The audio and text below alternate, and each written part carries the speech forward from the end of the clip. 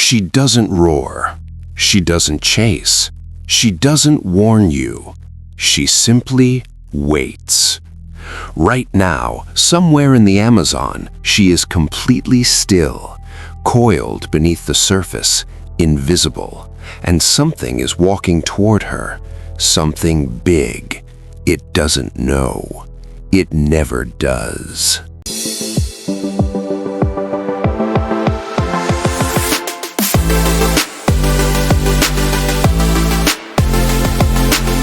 Let's talk about what she actually is, because most people get this wrong.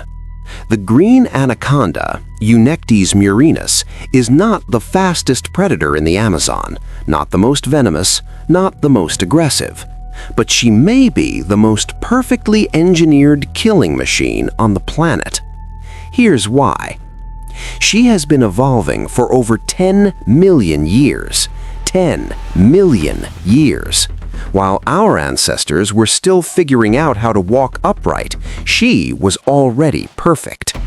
She can grow to 9 meters in length, weigh over 250 kilograms, and swallow prey whole, prey larger than a full-grown man.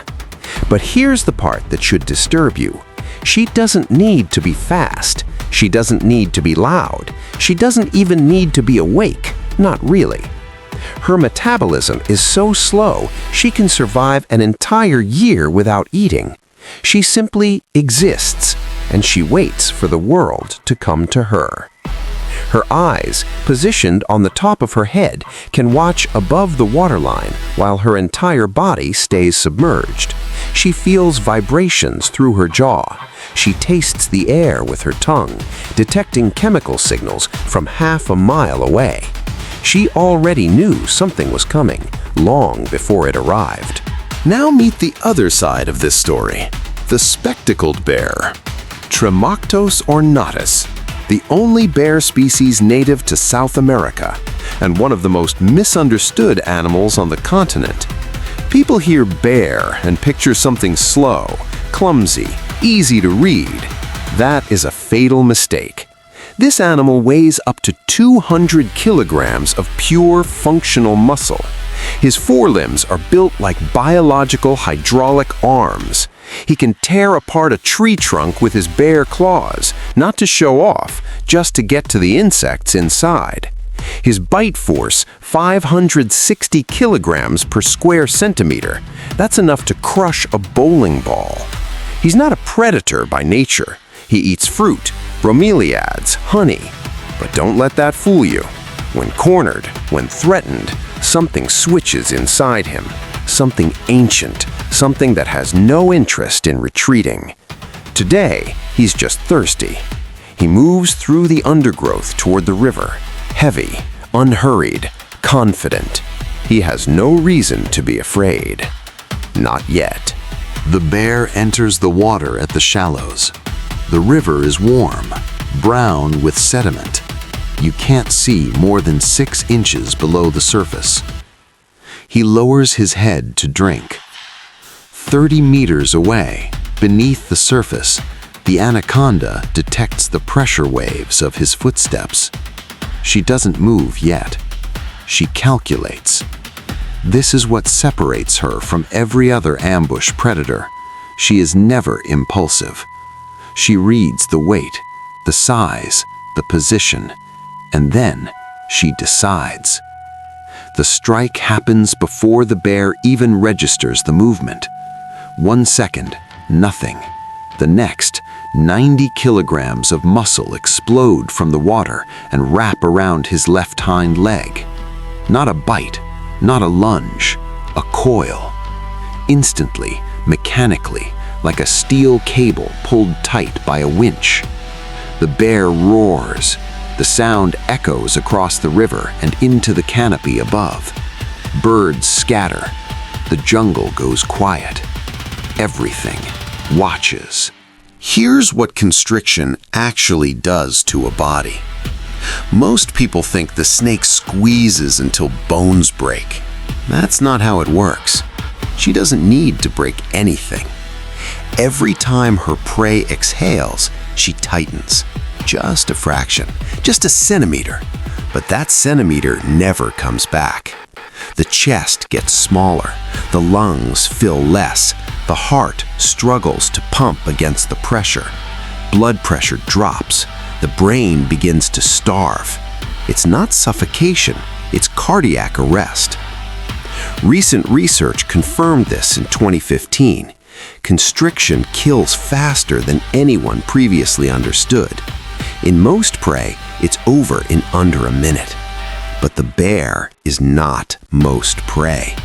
His chest is a barrel, his ribcage thick, dense, reinforced by evolution for exactly this kind of punishment. He takes the compression, and he stays conscious. 3 coils now. The anaconda pulls tighter. The bear begins to thrash, and this is where most animals seal their fate. Struggling burns oxygen. Every violent movement accelerates the collapse. But the bear doesn't panic. Or maybe he does, and it doesn't matter, because what happens next is pure instinct. Ancient, hardwired, unstoppable. He stops pulling away. For 1 full second, he goes still. The anaconda tightens, sensing victory. And then the bear turns into her, not away, into her.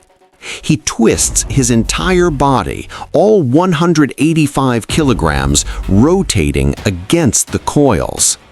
The anaconda cannot compensate fast enough. For the first time, she loses grip. Just 1 coil, just 1 moment. But that moment is everything. The bear's jaws find her body.